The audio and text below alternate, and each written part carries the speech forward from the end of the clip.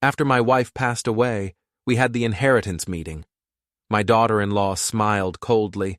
Now that the old woman is gone, you'll put the company in my son's name and fend for yourself. I smiled. But when my lawyer walked into the room, he read the DNA test out loud. As the story unfolds, take a moment to like, hit the hype button, subscribe, and write in the comments. Would you forgive her or walk away? That's how it ended. Let me tell you how it started. 6 months earlier, Seattle was doing what Seattle does best, crying. Rain hammered the streets like it had a personal vendetta against the pavement. The drops came down in sheets, turning the cemetery paths into shallow rivers that wound between headstones like veins carrying grief through the earth. I stood under a black umbrella at Lakeview Cemetery, watching 200 people pretend they gave a damn about Martha. The umbrella was old. We'd bought it together 15 years ago at some hardware store. Martha always insisted on buying quality. Cheap umbrellas break when you need them most, she'd said. She was right about that. She was right about most things. My wife had been gone for 3 days. The funeral director kept glancing at his watch. A nervous habit he probably believed went unnoticed. I suppose even mourning follows a timetable now. Passing is the final deadline, and everyone wants to be on time for whatever comes next. Eric stood to my right, checking his phone every 40 seconds. I counted. His thumb moved across the screen with practiced focus. Emails, maybe texts, perhaps stock updates. Anything to avoid facing the truth of his mother resting in the casket just 10 feet away. His wife Vanessa was on my left, her hand on my arm like she actually cared. Her fingers were cold through my jacket sleeve, and her grip was just tight enough to seem supportive without being uncomfortable. She wore Chanel, the expensive kind, and her makeup was flawless, not a tear in sight. Her mascara could have survived a hurricane. I wondered how long she'd practiced that expression in the mirror, concerned but composed, grieving but elegant. "Beautiful service," someone whispered behind me. I recognized the voice. Tom Henderson from the board of directors. He'd worked with us for 12 years and couldn't even remember Martha's favorite color. She would have hated it, I muttered. Martha despised crowds. She despised phoniness even more. If she could see this circus, the rented chairs, the generic flower arrangements, the pastor who'd never met her reading from a script, she'd have laughed that sharp, bitter laugh of hers and told me to send everyone home. "Henry," she would have said, "since when do we need an audience for goodbye?" The pastor droned on about eternal rest and God's mercy and the beauty of a life well lived. Standard funeral fare, generic platitudes that could apply to anyone who'd ever drawn breath. I stopped listening after the first 5 minutes. Instead, I watched Eric lean toward Vanessa and whisper something. She nodded, her expression carefully neutral. He checked his phone again. 4th time in 3 minutes. "People cry more convincingly when they know the cameras are off," I said quietly, not really talking to anyone. "What was that, Dad?" Eric asked, not looking up from his phone. "Nothing. Just talking to myself." He nodded absently, already back to scrolling. The blue light from his screen reflected off his face, making him look ghostly. Or maybe that was just wishful thinking. "You should get some rest after this," Vanessa said, squeezing my arm. Her voice dripped with concern, thick and sweet like honey over something rotten. But her eyes were calculating something. Numbers, maybe. Assets. Inheritance splits. "You look exhausted." I was 62 years old. I'd built Lowell Construction Group from nothing with Martha. We'd survived the recession of 2008, 3 major contract disputes, 2 lawsuits from competitors, a near bankruptcy in our 5th year, and 35 years of marriage. We'd worked 18-hour days, missed vacations, skipped meals, and poured everything we had into building something real. Exhausted didn't begin to cover it. But I wasn't gone yet. The service ended with a hymn I didn't know and Martha would have hated. Something about angels and heavenly choirs. Martha had been practical to her bones. She'd have said, if there were angels, they had better things to do than sing. People filed past, shaking my hand, murmuring condolences that blurred together into a soup of sorry for your loss and she was a wonderful woman, and if you need anything. Most of them worked for the company. Some of them owed the company money. All of them looked uncomfortable, like they'd rather be anywhere else. Like grief was contagious and they might catch it if they lingered too long. Eric and Vanessa lingered by Martha's casket. From where I stood near the tent entrance, I could see them talking, not grieving, talking. Their heads were close together, voices low. Eric gestured toward the parking lot. Vanessa shook her head, then nodded. They were making plans, discussing logistics, probably debating whether to go to the reception or skip it entirely. Mr. Lowell? I turned. A young woman stood there, mid-20s, wearing a simple black dress that looked like it came from Target. Nina Flores. She'd worked in our financial department until last year, when Eric quietly let her go. Something about restructuring and budgetary concerns and other corporate euphemisms for, "You're inconvenient." "Nina, thank you for coming." "Mrs. Lowell was good to me," she said. Her eyes were red, actual tears, not the performance art everyone else had been doing. The tip of her nose was pink from crying. Real grief looks different from fake grief. It's messier, less photogenic. She helped me get through college, wrote me a recommendation letter when I applied for grad school. I just wanted you to know, if you need anything at all. The sincerity in her voice caught me off guard. Most people were offering empty platitudes. Nina meant it. "I appreciate that," I said. She handed me a card with her number on it, printed on plain white cardstock. Then she disappeared into the crowd of black umbrellas and gray suits. Eric appeared at my elbow, materializing like smoke. "We should talk about the company." "Now?" I stared at him. "Your mother's been gone for 3 days." "Which is exactly why we need to talk." He straightened his tie. Expensive, Italian, dark blue silk that probably cost more than the coffin. More than the entire funeral, if I was being honest. "Things need to keep moving. Clients need reassurance. The board needs direction. Contractors are asking questions. The board can wait. Dad." He put his hand on my shoulder. It felt like a business transaction, like he was closing a deal, not comforting his father. "I know you're grieving, but Mom would want us to be practical. She always was." He wasn't wrong about that. Martha had been practical the way a surgeon is practical, precise, unsentimental, focused on what works. She'd never had patience for emotional displays or inefficiency. "Crying doesn't fix problems," she used to say. "Planning does." But she'd also been smart enough to know when someone was trying to play her. "We'll talk next week," I said firmly. Vanessa joined us, sliding her arm through Eric's like they were posing for a photograph. Her smile was practiced, perfect. "Henry, we're just trying to help. You shouldn't have to carry this burden alone. You've done so much already, built so much. You deserve to rest." Burden. That's what I'd become in their eyes.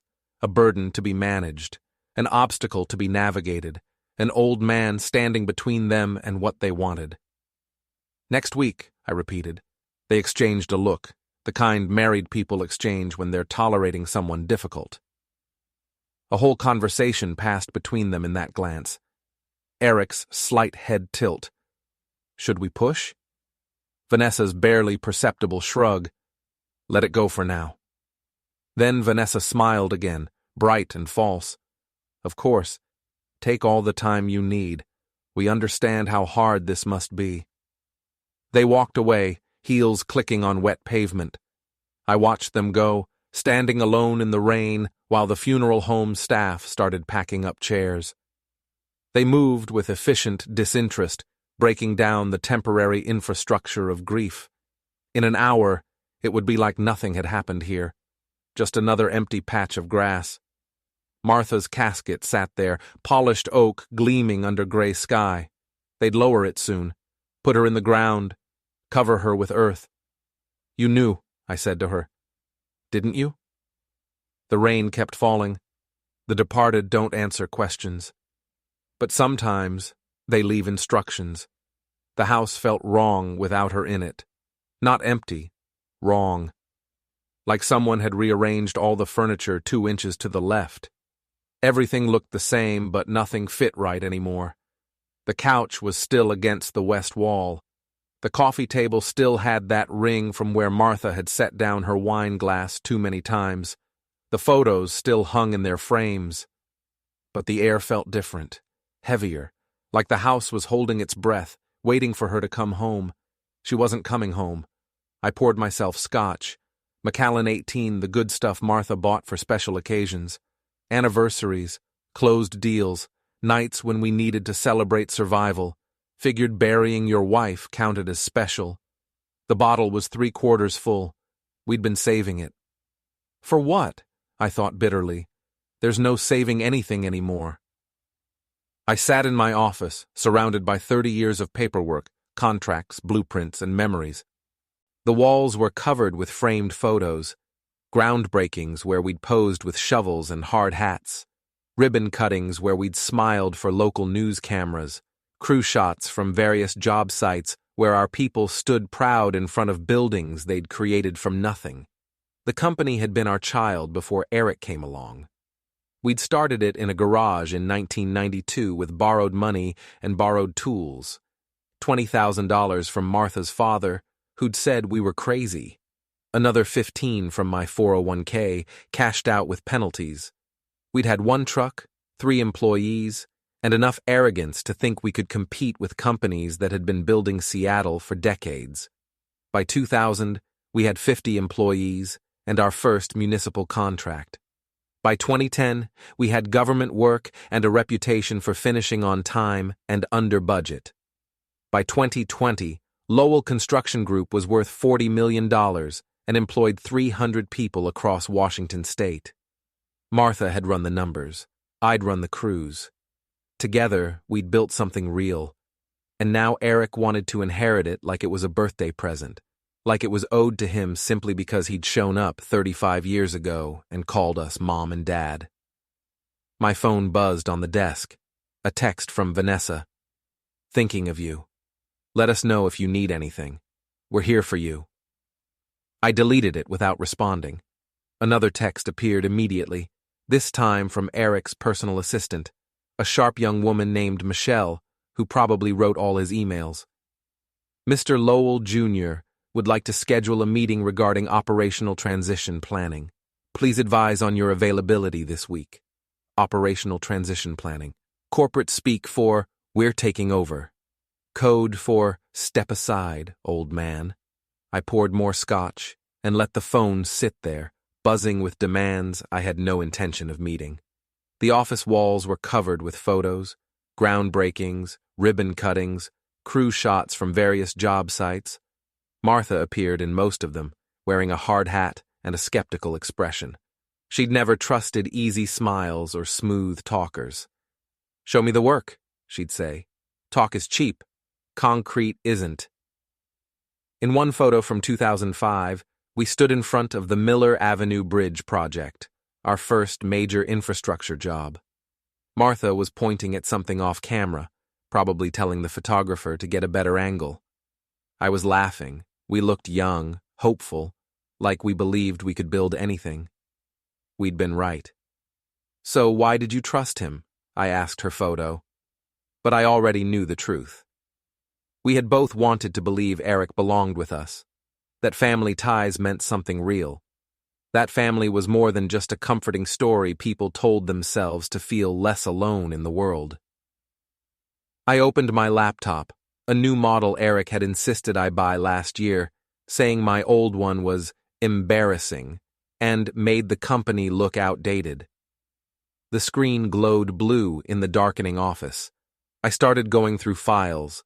Martha had been meticulous about record keeping. Every contract, every invoice, every board meeting had documentation. Triple backed up, cloud storage, external drives, and printed copies in filing cabinets. Trust the system, she'd say. People lie, numbers don't. I wasn't looking for anything specific, just trying to stay busy, keep my mind from drowning in silence. The house was too quiet without her. No sound of her working in the next room. No coffee brewing at midnight because she couldn't sleep and decided to review contracts instead. No sudden laughter at something she'd read online. Just silence.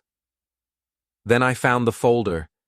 It was labeled Medical Personal and buried 3 directories deep in a subfolder marked Archive 2024. I almost missed it.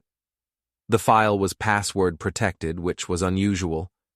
Martha didn't usually lock things down unless they were truly sensitive. Client data, proprietary designs, legal documents under NDA. I tried Martha's birthday, October 12th. Wrong. Our anniversary, June 3rd. Wrong. The date we founded the company, March 15th. Wrong. I sat there, staring at the password prompt. What would Martha have used? She was practical, never sentimental about these things. She'd pick something meaningful but not obvious. Then, on a hunch, I tried Eric's birthday, April 17th, 1990. The folder opened. Inside were medical records, lab results from the past 2 years, consultation notes from Dr. Philip Anderson, Martha's oncologist. I knew about the cancer, stage 3 pancreatic, caught too late, nothing they could do except manage pain and buy time. We'd had 6 months to say goodbye. Most people don't get that. Most people get a phone call and a body bag. But there was another file, a sealed envelope, scanned as a PDF. The label read, "To be opened when they show their teeth." My hand hovered over the mouse. My heart was pounding. They show their teeth. Martha's phrase. She used to say it about contractors who acted friendly until money was on the table. "Watch for it, Henry. Everyone shows their teeth eventually. The nice ones just wait longer." I clicked. The document opened. A handwritten note, dated 3 months before she died. Martha's handwriting, precise, small, efficient. "Henry, if you're reading this, I'm gone, and they've already made their move. Good. The company isn't the only thing that needs safeguarding. Family ties reveal their own truth. The second envelope holds what you need. Trust Alan. Trust the plan. And Henry, don't you dare forgive them because of me. I couldn't forgive you if you did. M." My chest went tight. The room tilted. Trust the plan. What plan? There was a second file. Another scanned envelope, this one sealed with Martha's signature across the flap. Her handwriting again. DNA results. Confidential. My fingers were shaking when I clicked to open it. DNA test results.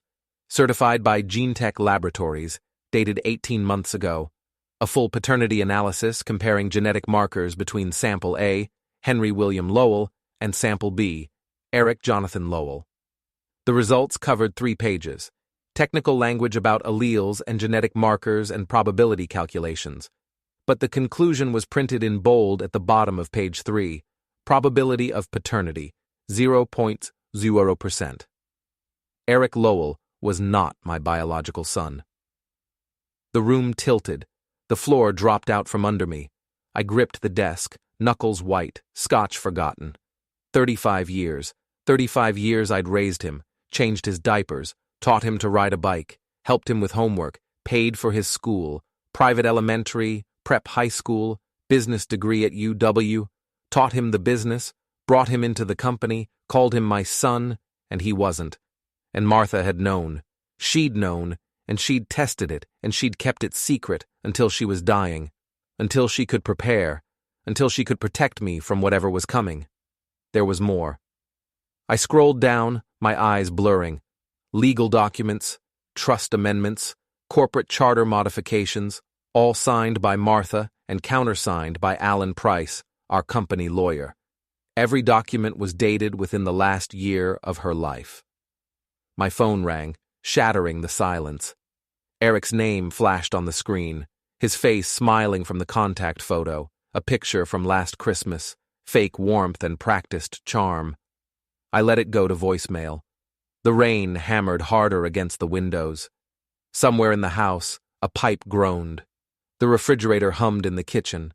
Normal sounds of a house that no longer felt like home. I sat there in the dark, surrounded by 35 years of lies, and I started to laugh. Not because it was funny, because for the first time in months, I knew exactly what to do. The next morning, Vanessa showed up at my door with coffee and a folder. I'd been awake since 4 a.m., sitting in the dark, reading through Martha's documents. The DNA results, the legal amendments, the trust modifications. Each page was another piece of a puzzle Martha had been assembling in secret, building a fortress I hadn't known I needed. The doorbell rang at 7 sharp. Vanessa's timing was always precise, calculated. She'd probably been parked down the street, waiting for an acceptable hour to invade. "I know you said next week," she said when I opened the door, breezing past me into the house without waiting for an invitation. Her perfume hit me like a wall, something French and expensive that made my eyes water. But I was in the neighborhood and thought we could just chat, informally, no pressure.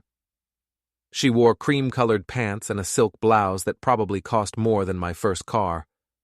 Her heels clicked on the hardwood floors like little hammers. Everything about her was expensive, polished, perfect. Martha used to say Vanessa looked like a magazine cover come to life. "All surface," Martha would add. "Nothing underneath but ambition." "It's 7 in the morning," I said, closing the door. "Best time to think clearly." She set the coffee, Starbucks, still hot, on the kitchen counter and opened her folder with practiced efficiency. "Henry, I want to be direct with you. Woman to man. No corporate nonsense, just honesty." I almost laughed. Honesty from Vanessa was like sunshine from a black hole. Theoretically possible, practically impossible. "I appreciate directness," I said, playing along. "Good." She pulled out papers, contracts, transfer documents, legal forms printed on expensive letterhead. "Henry, you've done your part. You and Martha built something incredible, truly remarkable, but running a company at your age, it's exhausting. The stress, the decisions, the constant pressure. You should be relaxing, traveling, enjoying life. You've earned that. Martha's been gone for a week, which is exactly why you need to focus on healing, not board meetings and contractor disputes and employee management." She slid the papers toward me across the counter. Her nails were perfect, French manicure, not a chip in sight. "Eric's ready to take over.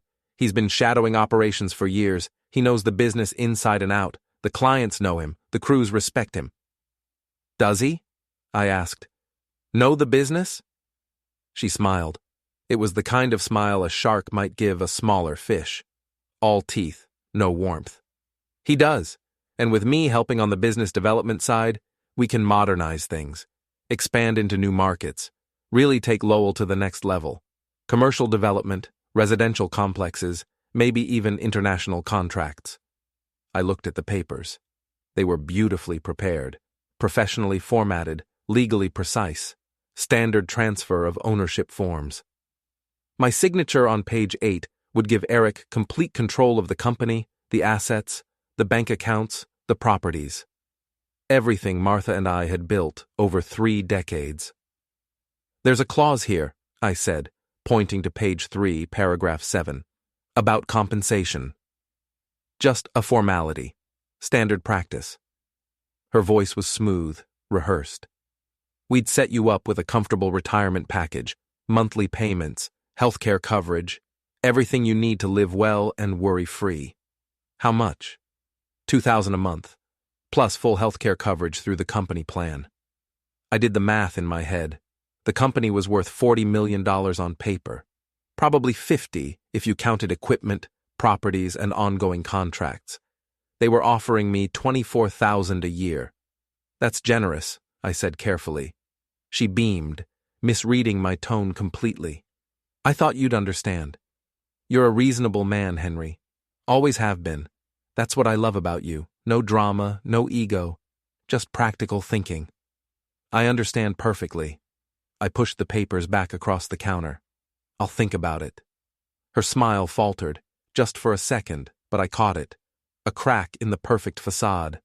"There's not much to think about, Henry. This is the logical next step, the natural progression. Eric takes over operations. You retire comfortably. Everyone wins.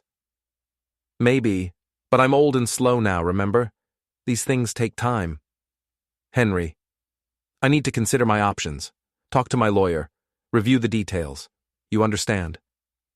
She collected the papers. Her movements sharp now. Efficiency replacing charm. Eric was hoping we could finalize this by the end of the month. End of the month is 3 weeks away. Exactly. Plenty of time. She paused at the door, turned back with that practiced smile. Henry, I know this is hard. Change is always hard. But Martha would want you to let go, to trust Eric, to move forward instead of clinging to the past. Would she? I asked. Of course. She was practical. She understood that companies need young leadership, fresh ideas, new energy. After she left, I sat in the kitchen drinking the coffee she'd brought. It was cold. She'd probably picked it up 20 minutes ago, then sat in her car, waiting for an acceptable hour to knock. Everything Vanessa did was calculated. I picked up my phone and called Alan Price. Henry, he answered on the second ring. His voice was calm, measured. Alan had been our lawyer for 20 years.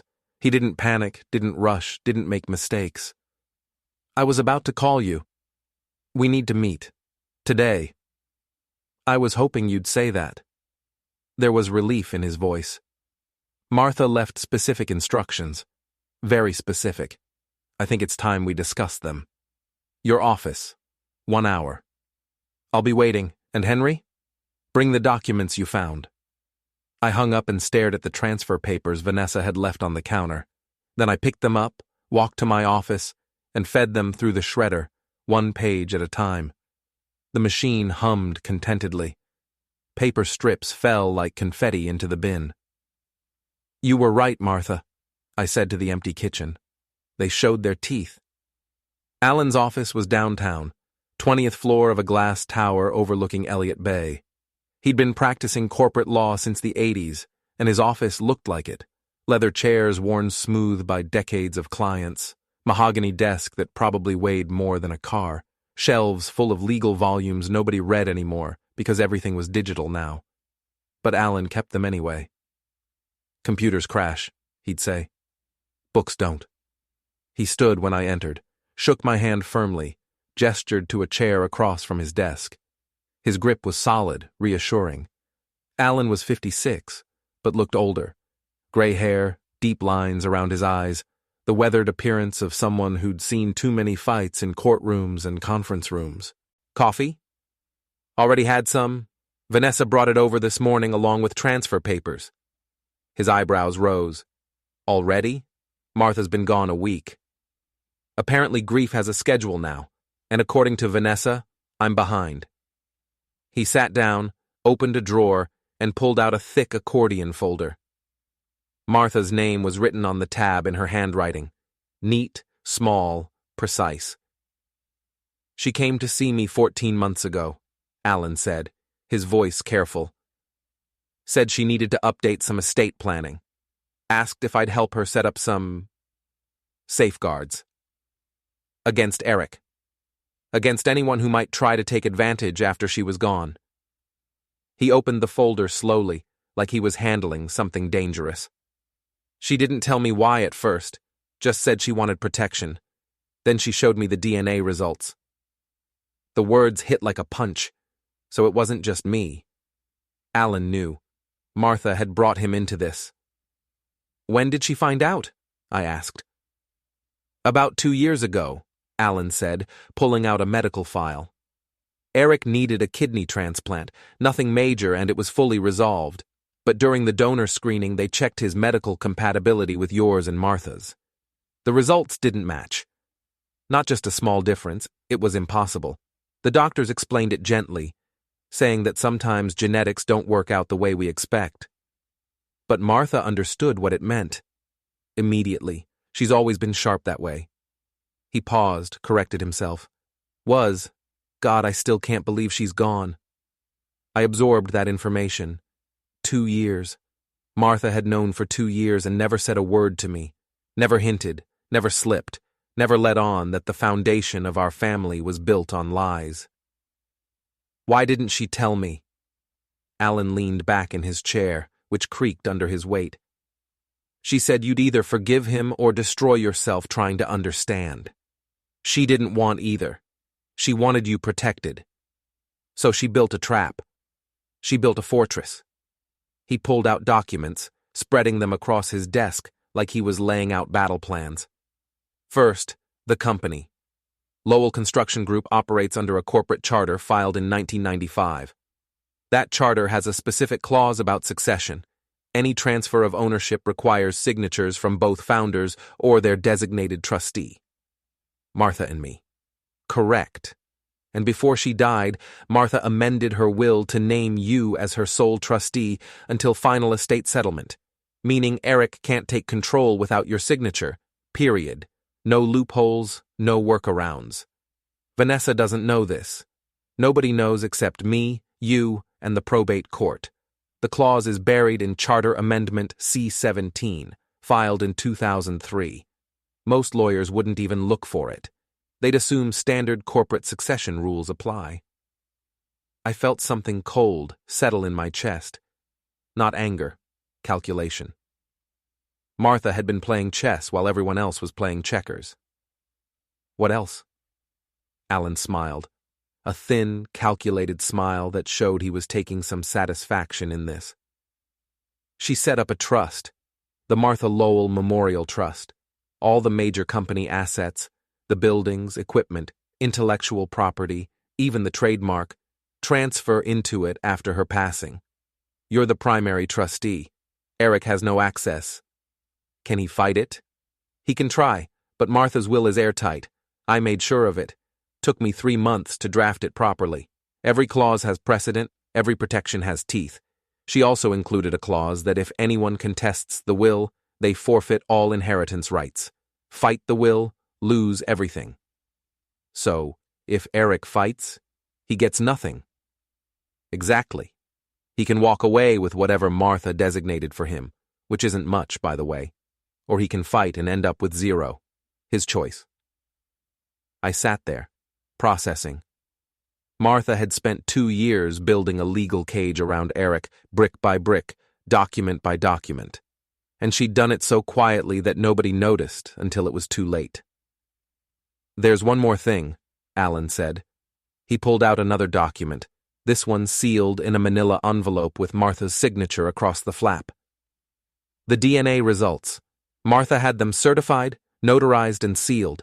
She wanted them read aloud at the inheritance meeting. Why? Because she wanted everyone to know. The board, the lawyers, Eric, Vanessa, everyone in that room. She said... He paused, smiled. She said humiliation was educational. I almost laughed. That was Martha.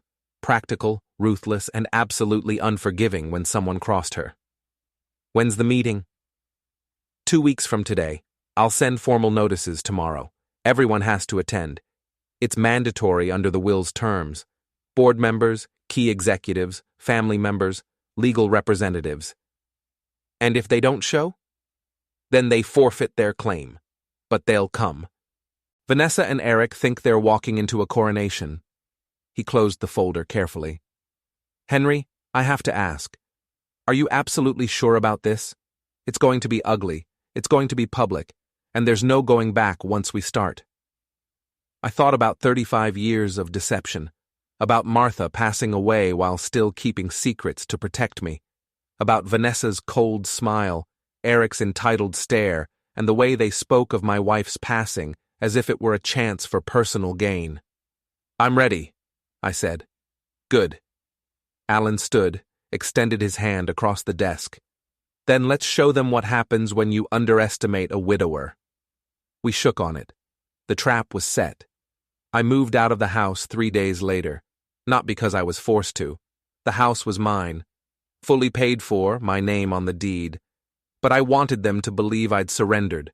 I wanted them to see a defeated old man moving into some small, lonely apartment to live out his remaining days. Let them think they'd won. I rented a small apartment in Fremont, 1 bedroom, kitchenette, view of a parking lot and a Chinese restaurant that never seemed to close. The building was old, built in the 70s, with thin walls and creaky floors. The kind of place you moved to when you'd given up. Perfect. I sold the furniture, posted it online, accepted the first lowball offers that came in, donated most of Martha's clothes to Goodwill, watched strangers carry away 35 years of accumulated life in boxes and bags, kept only what I needed, clothes, coffee maker, and Martha's accordion folder. The rest stayed in boxes in the new apartment, unopened. A perfect simulation of defeat. Eric helped me move. He showed up with a truck, a new Ford F-150, gleaming white, still had that new car smell, and a smile that didn't reach his eyes. "You sure about this, Dad?" He carried a box marked kitchen down the stairs. "The house has a lot of memories." "Too many memories," I said, playing my part perfectly. My voice shook just slightly. Old man, overwhelmed, giving up. We loaded boxes in silence. The physical work was actually pleasant. Carrying, lifting, organizing. Simple tasks that didn't require thinking about DNA tests or betrayal or 35 years of lies. Halfway through, Vanessa arrived in her sleek black Tesla, expensive, quiet, and imposing. She stood there watching, arms crossed, sunglasses concealing her eyes even though the sky was gray. "This is good," she called out, her voice bright and false. "Fresh start, clean slate, new chapter." "That's the idea," I said. She walked over, inspected the apartment building with visible distaste. Her nose wrinkled slightly. "A little cozy. It's what I can afford. Well, once we finalize the transfer, you'll have your retirement package. Maybe upgrade to a place with a view. Something nice. Maybe Ballard or Queen Anne." I smiled. Maybe. They left after the last box was unloaded. I watched them drive away, standing in the parking lot as the rain started up again. Light drizzle, typical Seattle afternoon. Then I went inside and unpacked exactly 3 things: clothes, coffee maker, and Martha's accordion folder. The rest stayed in boxes. The apartment looked exactly like what it was supposed to look like. The last stop before a nursing home. Sad, temporary, defeated. I spent the next week playing the part of the broken widower. I showed up at the company once, shuffling through the lobby like I'd aged 20 years overnight. Hunched shoulders, slow steps, confusion in my eyes. The receptionist, Kelly, 24, fresh out of college, always polite, jumped up to help me. "Mr. Lowell, are you okay? Do you need me to call someone?" "Just wanted to see the old place," I said, my voice shaky and thin. "Say goodbye to it." "Say goodbye?" Her face went pale. Are you sick?" "Not sick, just old. Eric's taking over. I'm retiring. Seemed right to visit one last time." Oh. She didn't know what to say to that. "Well, if you need anything, just wanted to look around, if that's okay." "Of course. Take all the time you need." I wandered the halls slowly, looking at photos on the walls, our history, our projects, buildings we'd constructed across the city. I stopped by the break room, nodded to people who looked uncomfortable seeing me there. Word spread fast. By lunch, half the office knew the old man had shuffled in looking defeated. By the end of the day, everyone knew. I got emails, condolences, well wishes, awkward attempts at sympathy. "You built something special here. We'll miss you. Enjoy your retirement," Eric called that evening, his voice carefully neutral. "Dad, you didn't have to come in. We're handling everything. You should be resting." "I know. I just needed to see it one more time." "Well, take care of yourself. We'll talk soon about the paperwork. Nothing complicated. Just some signatures." "Okay. Get some rest, Dad. You sound tired." He hung up. I deleted his number from my favorites, moved it to blocked contacts. On day 9, Nina Flores called. "Mr. Lowell, it's Nina, from the funeral." I remember. How could I forget? She'd been one of the only people there who actually cared. I heard you're retiring, moving out of your house. If you need help with anything, paperwork, finances, anything at all. Why would you help me, Nina? Eric fired you. Silence. Long enough that I thought she might hang up. Then, he fired me because I found something wrong with the books. My attention sharpened like a knife. What kind of wrong? Can we meet? I don't want to talk about this on the phone. You never know who's listening. We met at a coffee shop in Capitol Hill. Small place, local, the kind that serves overpriced lattes to people working on screenplays. Nina brought a laptop and a USB drive. She looked nervous, kept glancing at the door like Eric might walk in. I worked in financial oversight, she said, opening the laptop with shaking hands. My job was to audit internal transfers, verify contractor payments, standard compliance stuff. 6 months ago, I noticed irregularities in our accounts. She pulled up spreadsheets, columns of numbers that meant nothing to me. I'd always been the builder. Martha was the numbers person. See these transfers? She pointed at highlighted rows. They're going to shell companies, LLCs registered in Delaware. No actual business operations, no employees, no physical address, just post office boxes. How much? Over 3 years? About $2 million, maybe more. I only caught what was obvious. I stared at the screen. $2 million, drained from the company I'd built, stolen. Eric stealing from the company. Eric and Vanessa. Nina clicked through to another screen. Corporate registrations, business filings. The LLCs trace back to her family's holding company, the Hartley Group. When I tried to report it to the board, Eric called me into his office, said I was mistaken, said I was causing problems and undermining company morale. Then he fired you. Then he fired me, gave me 2 weeks severance and an NDA, said if I talked about this to anyone he'd sue me into bankruptcy. Why didn't you go to Martha? Nina's face fell. I tried.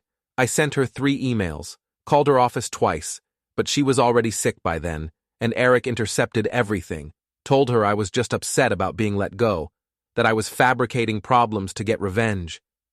And she believed him. Or she was too sick to fight.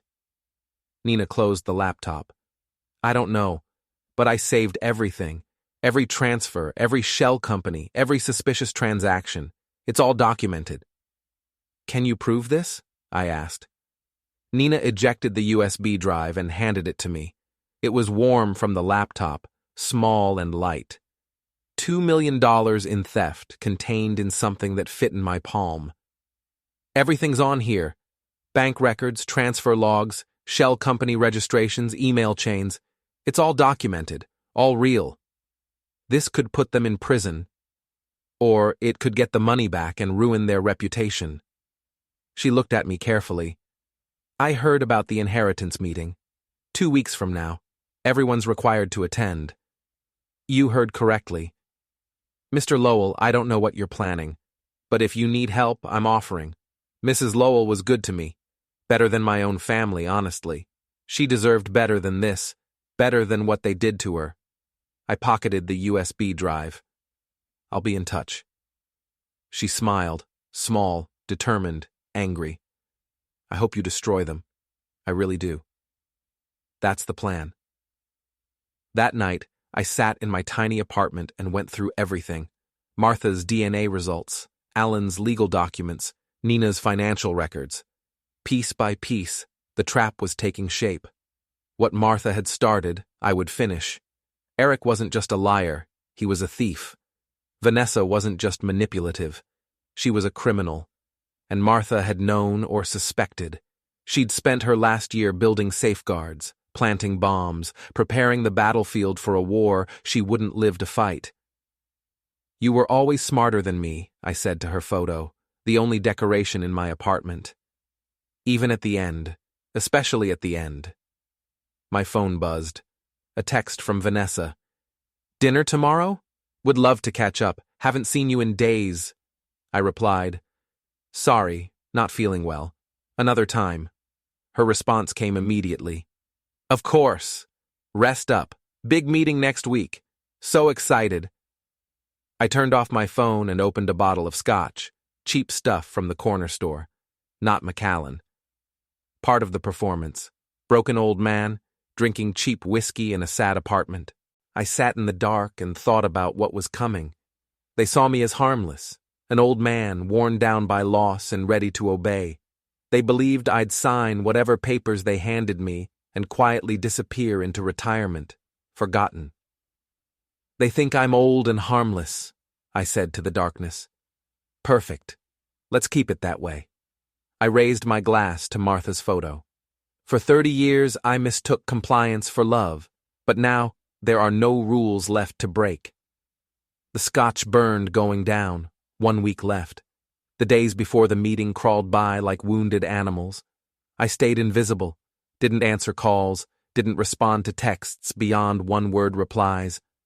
Let Eric and Vanessa think I'd collapsed completely into grief and despair. Meanwhile, Alan worked behind the scenes like a master strategist, preparing documents and filing notices. The inheritance meeting was mandatory. Board members, key executives, family. Everyone had to attend or forfeit their claim. I sent the notices yesterday, Alan told me over the phone.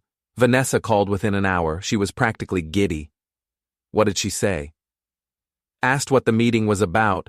I told her standard estate settlement, reading of the will, transfer of ownership, official paperwork. She sounded excited. Told me she'd make sure Eric wore his good suit. I bet she did. Henry, his voice went serious. Are you absolutely sure about this? Once we start, there's no going back. This will be public, permanent. The board will know, the employees will know. Eventually, everyone will know. I thought about Vanessa's cold smile, Eric's hollow eyes, and the way they spoke of Martha's passing as if it were nothing more than a business matter, a problem to be handled, not a loss to be mourned. I'm sure.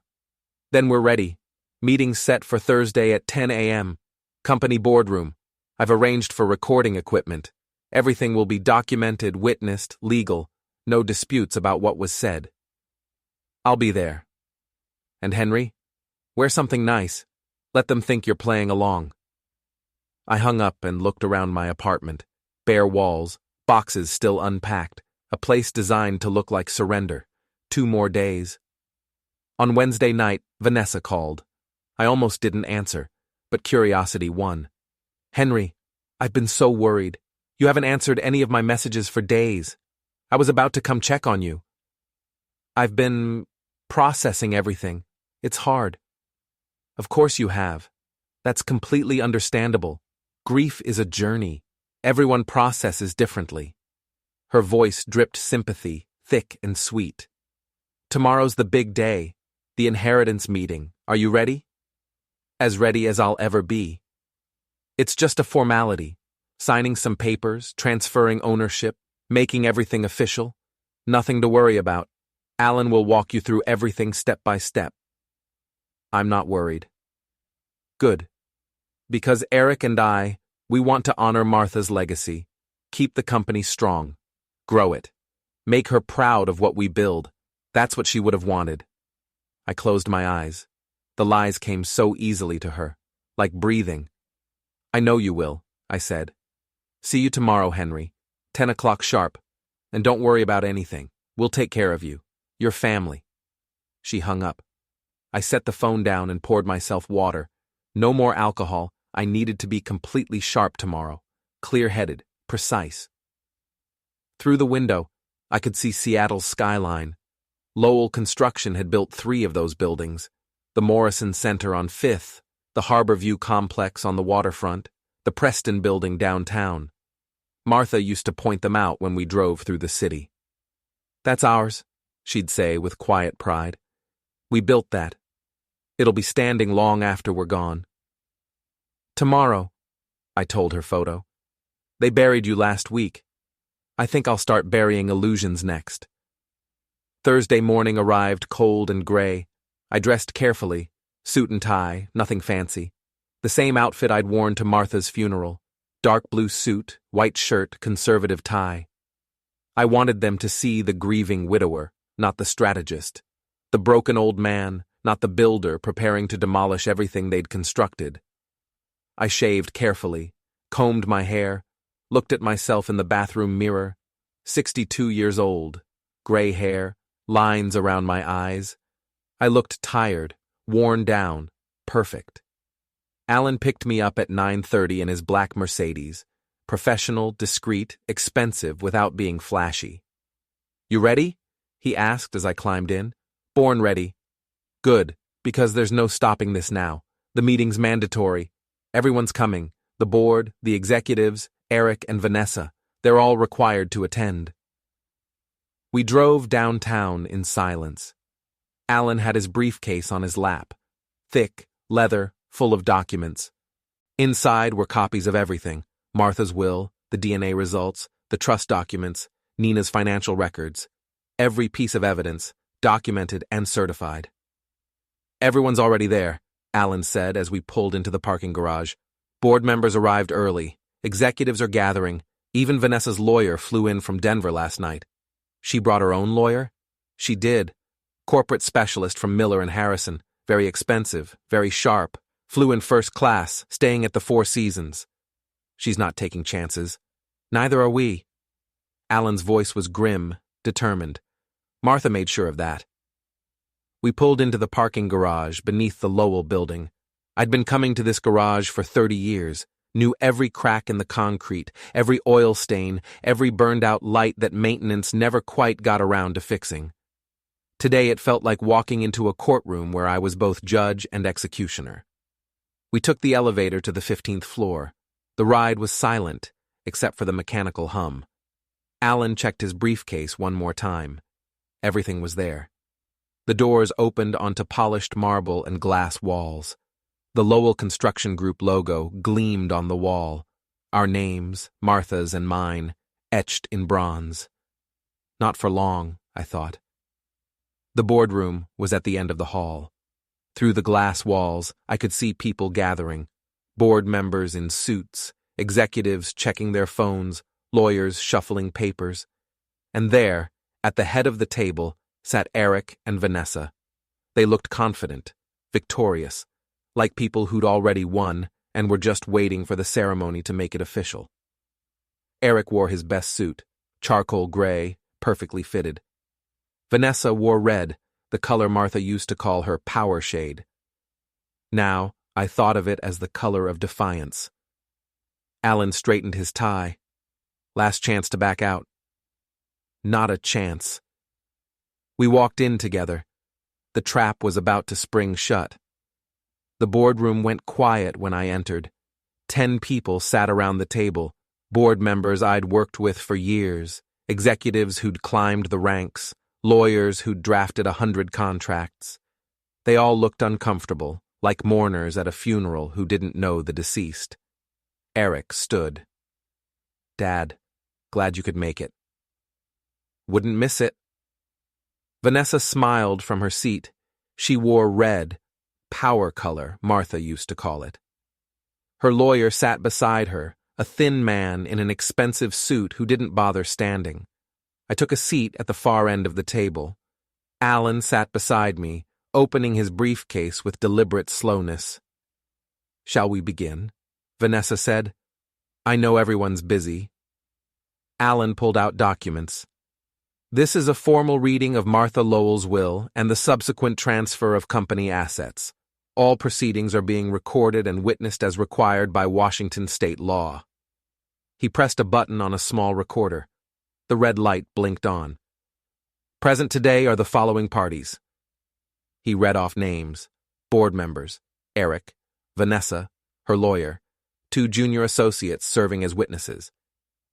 "Also present," Alan continued, "is Mr. Henry Lowell, primary beneficiary and designated trustee." Vanessa's smile flickered. "Trustee?"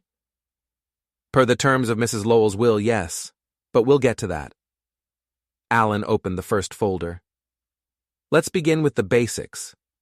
Martha Lowell's estate, valued at approximately $22 million in personal assets, separate from company holdings. Numbers meant nothing to me anymore. I watched Vanessa's face instead. The estate, Alan continued, is divided as follows: personal effects to Henry Lowell, financial assets to the Martha Lowell Memorial Trust, real estate holdings to— Can we skip to the company part? Vanessa interrupted.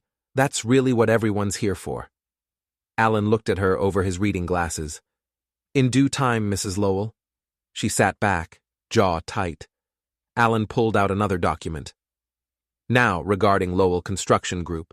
As you all know, the company was founded in 1992 by Henry and Martha Lowell. It operates under a corporate charter with specific succession clauses. Board members nodded. This was standard procedure.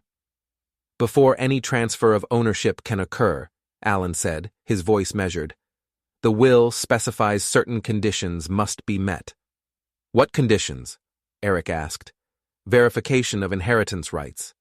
That's obvious, Vanessa said. Eric is their son. He inherits. Biological relation must be confirmed. The room shifted. Board members exchanged glances. Are you serious? Eric leaned forward. You need a DNA test? That's insulting. It's what the will requires, Alan said evenly. He took out another folder, this one sealed with Martha's signature. Mrs. Lowell had the testing done before she passed away. It was certified by GeneTech Laboratories, properly witnessed and notarized. My heart was hammering, but I kept my face neutral. This is absurd, Vanessa snapped. Henry, are you really going to sit there and let him— Open it, I said quietly. Everyone looked at me. Open the envelope, Alan. He broke the seal, pulled out documents, cleared his throat. Paternity analysis results, he read. Sample A, Henry William Lowell. Sample B, Eric Jonathan Lowell. He paused. Genetic markers analyzed. Probability of paternity— The room held its breath. 0%. Silence crashed down like a building collapse. What? Eric's voice cracked. According to certified DNA analysis, Eric Lowell is not the biological son of Henry Lowell. Vanessa shot to her feet. That's impossible. This is a mistake. That lab screwed up. Alan held up the documents. 3 separate tests, 3 separate labs, all confirmed. The results are conclusive. Eric looked at me. His face was white. Dad? I said nothing. This is a setup, Vanessa hissed. You faked these results. You're trying to cut Eric out of— Mrs. Lowell, Alan interrupted, his voice sharp. These tests were ordered by Martha Lowell, not Henry. Martha knew the truth before she died. The room erupted, board members talking over each other, Eric sitting stunned, Vanessa pacing like a caged animal. This doesn't change anything, her lawyer said, standing.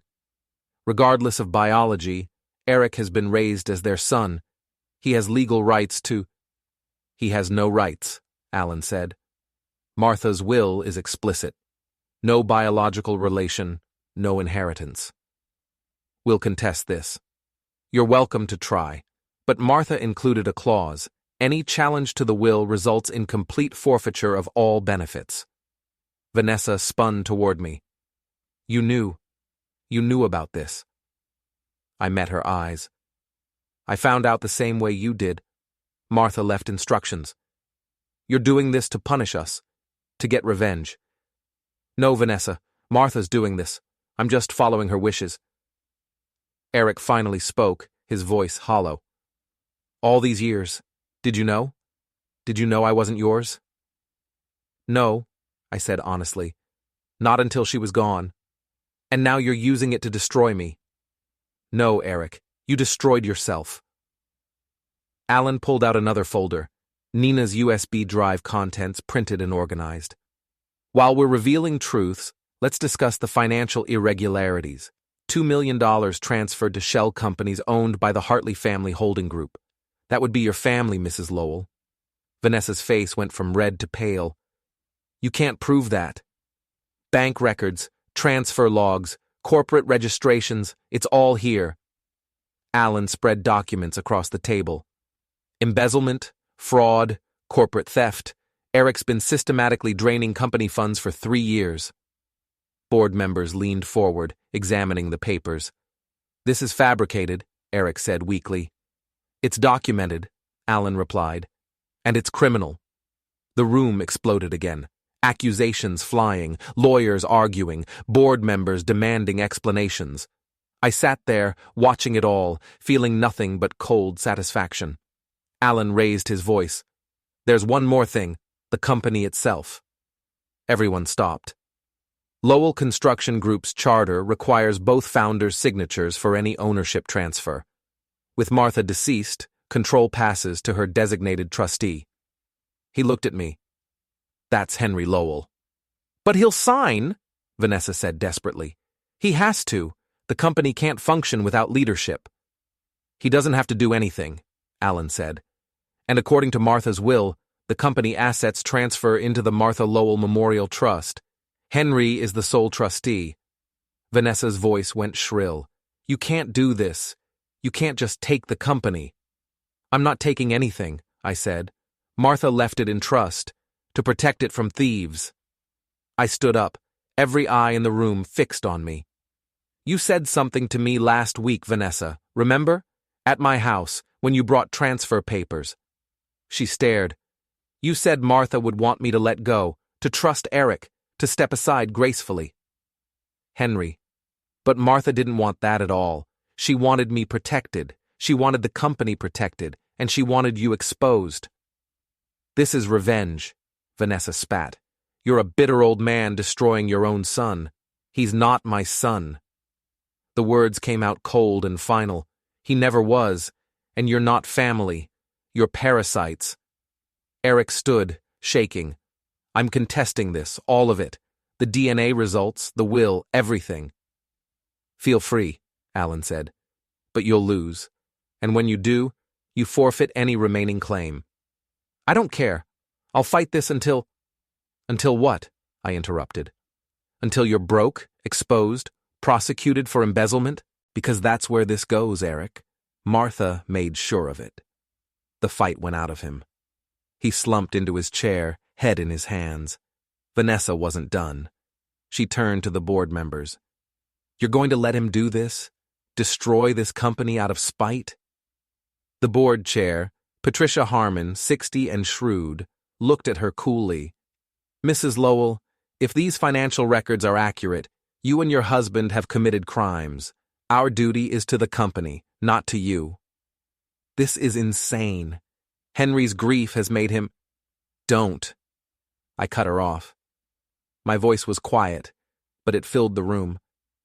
"Don't pretend this is about grief. This is about accountability." I walked around the table until I stood directly across from her. "You came to my house a week after Martha died. You told me to put the company in Eric's name and fend for myself. Remember that?"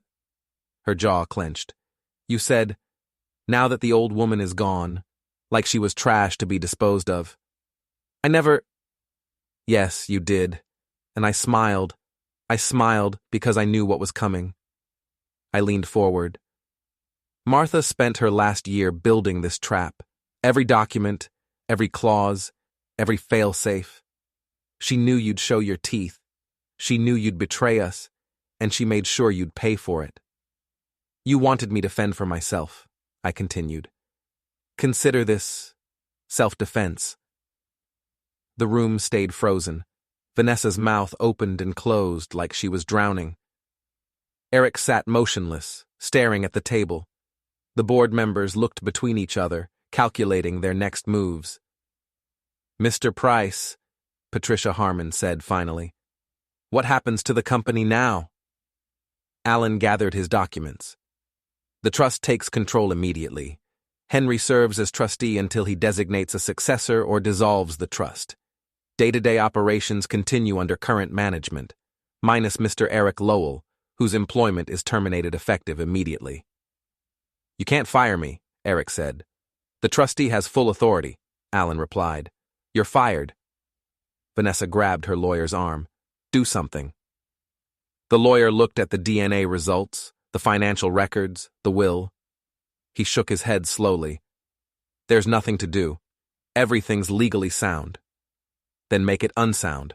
File motions. Get injunctions. Something. Mrs. Lowell, filing a challenge triggers the forfeiture clause. You'd lose everything. We've already lost everything. Her voice cracked. They've destroyed us. No, I said. You destroyed yourselves. We just documented it. She whirled on me, eyes wild. You're enjoying this, you sick old man. You're enjoying watching us suffer. I considered that. Was I enjoying it? The revenge, the exposure, the collapse of their perfect plan? Yes. You know what I'm enjoying? I said. I'm enjoying the fact that for 35 years I tried to be a good father to someone who wasn't mine. I paid for schools, summers, cars, a business education. I taught him everything I knew about construction, about running a company, about being honest. Eric flinched. And the moment his mother died, the moment he tried to steal it all. Not just the company, my dignity, my life's work, my wife's legacy. I didn't. Yes, you did. You both did. You counted on me being weak. On me being broken by grief. On me being too stupid or too old to fight back. I looked at Vanessa. You called Martha the old woman, like she was garbage. She was worth 10 of you. She built this company from nothing, and she saw through you from the start. That's not true, Vanessa said weakly. She told me 3 years ago that you were dangerous. I didn't believe her. I said she was being paranoid, but she was right. She was always right. The board members stood, gathering their things. The meeting was over. We'll need to schedule follow-up sessions, Patricia said to Alan. Discuss transition plans. But as of today, Eric Lowell has no authority here. Eric didn't respond. He sat there, staring at nothing. Vanessa grabbed her purse, her hands shaking.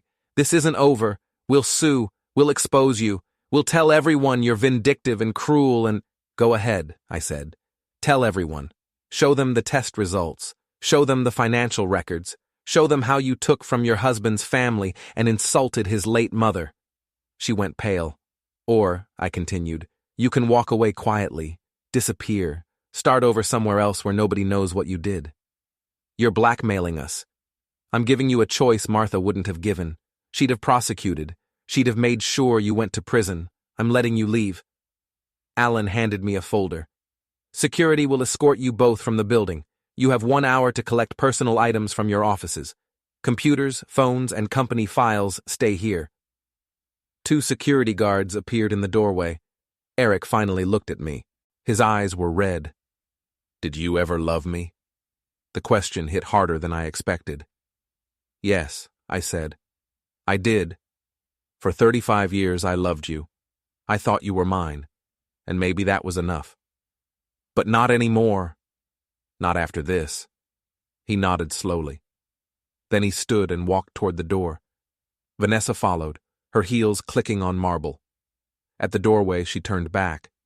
You'll die alone, Henry. Bitter and alone. I smiled. Maybe. But I'll die knowing I protected what Martha built. That's enough. They left. The security guards followed. The boardroom emptied until only Alan and I remained. Well, he said quietly, that went exactly as Martha planned. Did it? She predicted every move. Eric's greed, Vanessa's arrogance, your anger. He paused. She knew you'd go through with it. Did she know I'd enjoy it? Alan smiled. She hoped you would. I walked to the window. 15 floors below, I could see Eric and Vanessa exiting the building. They stood on the sidewalk, talking frantically. Then Vanessa threw her purse at Eric's chest and walked away. They're falling apart, Alan said, joining me at the window. Good. We watched until they disappeared into the city. What happens now? I asked. Now? You run the company, or hire someone to run it. The trust gives you complete control. I don't want to run it. Then sell it, dissolve it. Do whatever you want. Martha gave you the power to decide. I thought about that. 30 years of building, and now I could destroy it all with a signature. but that's not what Martha wanted. I want to keep it, I said. Keep it running. Keep the name, but I want someone else managing operations. Who? I thought about Nina Flores, about her loyalty, her intelligence, her willingness to fight. I have someone in mind. Alan nodded. Then let's make it happen. We stood there in silence, watching Seattle move beneath us. Somewhere in that city, Eric and Vanessa were realizing their perfect plan had detonated in their faces. I felt nothing. No guilt, no regret, no satisfaction. Just cold, clean certainty. Martha, I said quietly, I hope you're watching this. Alan put his hand on my shoulder. She is, and she's proud. We left the boardroom together. The next week passed in a blur of legal proceedings and corporate restructuring.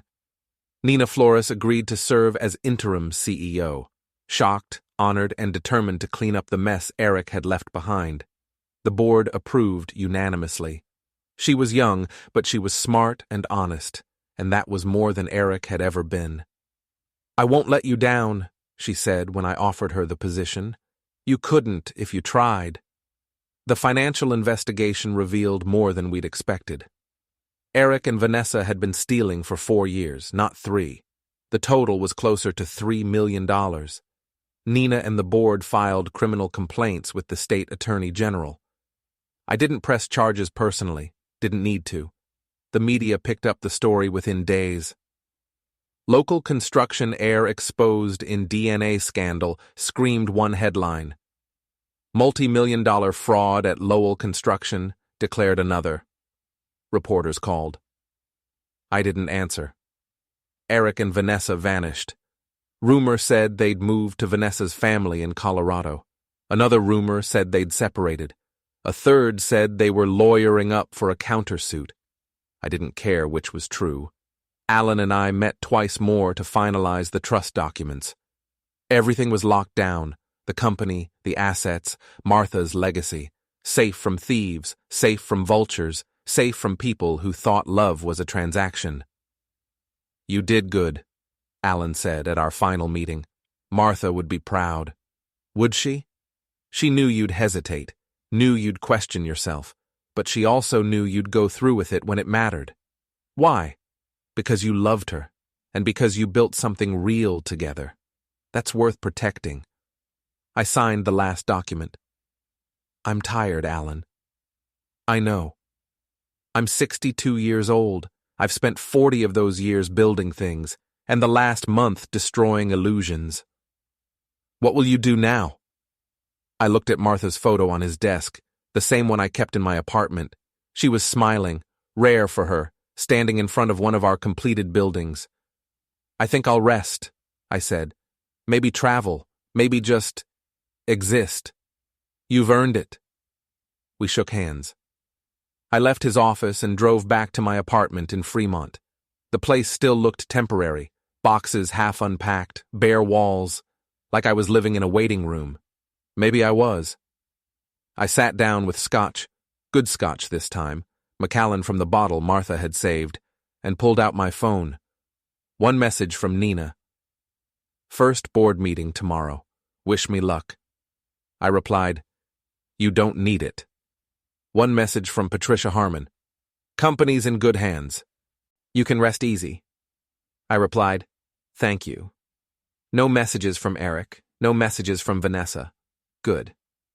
I opened Martha's folder one last time. The DNA results, the will, the trust documents, a handwritten note I'd missed before, tucked in the back. Henry, by the time you read this, I'm gone and you're angry. Good. Use that anger. Burn down their lies. Protect what we built. And then, when it's over, let it go. Don't carry this forever. I love you. Always have. Even when you drove me crazy. M. I read it 3 times. Let it go. I laughed, a short, bitter sound that echoed in the empty apartment. How do you let go of betrayal? Of 35 years of lies? Of the knowledge that your son wasn't yours and your wife knew and the whole thing was a carefully constructed fiction? You don't. But maybe you can live with it. I dreamed about the inheritance meeting. Not the real one, the version I'd imagined 1,000 times before it happened. In the dream, I walked in, and everyone was already seated. Eric and Vanessa at the head of the table, smug and confident. Board members watching like spectators at an execution. Alan stood and opened Martha's envelope, but instead of reading the DNA results, he pulled out nothing. The envelope was empty. "There's nothing here," he said. Eric smiled. "Guess that means I win." I woke up at 3 a.m., heart racing. The apartment was dark, silent. I got up, poured water, stood at the window looking at the parking lot. "You really did it," I said to Martha's ghost. "You really protected me." The ghost didn't answer. Ghosts never do.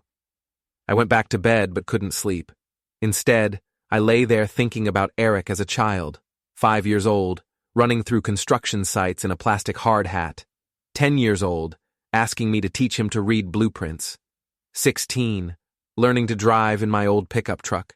All lies? No, not then. The love had been real. The relationship had been real. Only the biology was fake. But Eric had chosen Vanessa, chosen greed, chosen betrayal. That was real too. By dawn, I'd made a decision. I called Nina at 8 a.m. "Mr. Lowell, is everything okay? I need you to do something for me." "Of course. What?" "Set up a scholarship fund, $20,000 a year, for kids from low-income families who want to study construction management or engineering." Silence. Then, That's incredible. Name it after Martha." "Are you sure? That's a lot of money." "I'm sure. It's what she would have wanted. I'll set it up this week." "Good." I hung up and felt lighter. Not forgiveness, not closure, just movement. The weeks turned into months. The company stabilized under Nina's leadership.